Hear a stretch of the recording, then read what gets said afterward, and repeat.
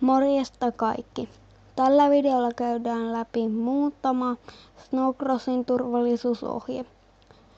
Säännöt ovat voimassa kilpailussa, mutta nyt esille tulevat jutut on hyvä tietää, kun lähdetään harjoittelemaan ensimmäisiä kertoja. Kelkan ollessa käynnissä tulee hätäkatkaisija olla aina kytkettynä.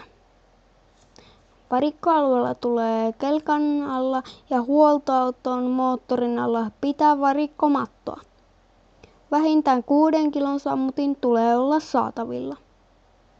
Kypärän tulee olla käyttäjälle sopiva. Leukahihna pudotetaan molemmista D-lenkeistä läpi ja uudestaan ensimmäisestä D-lenkistä. Leukahihna tulee olla riittävän kireällä, ettei kypärä pääse pyörähtämään päästä. Lopuksi laitetaan neppari kiinni.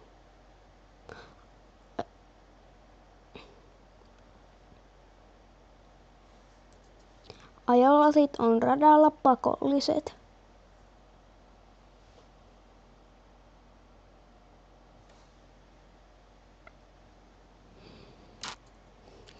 Kelkkoja siirrettäessä tulee aina käyttää kypärää. Tämä koskee kaikkia. Varikkoalueella ajetaan rauhallisesti ja varovasti.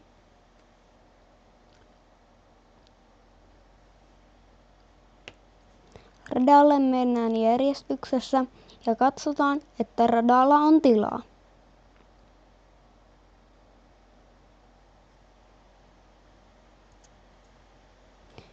Tässä näkyy, kuinka harjoitukseen liitytään turvallisesti. Alhaalta tuleva uusi kuljettaja on väistämisvelvollinen, eikä saa aiheuttaa vaaratilannetta. Keltaisen lipun aikana ei saa ajaa kilpaa eikä ohittaa. Kelaamaton tulee pysyä maassa. Ole valmis pysähtymään ja väistämään.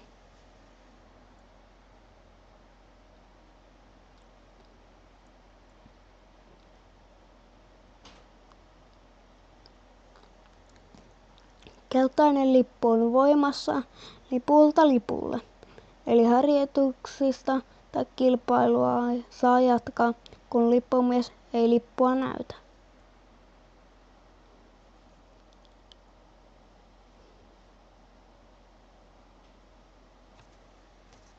Radalta poistuminen tulee näyttää muille käsimerkkiä ja selkeällä ajolinjan vaihdolla. Katso, ettet leikkaa takana tulevan eteen. Älä pysähdy radalle.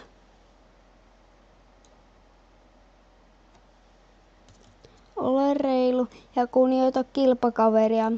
Kaikkien terveys on pisteitä arvokkaampi. Kaikki turvalliseen liittyvät säännöt löydät motti.2.0 järjestelmästä ja Moottoriliiton sivuilta. Videon kuvauskentästä löydät linkit näihin sisältöihin. Kiitos!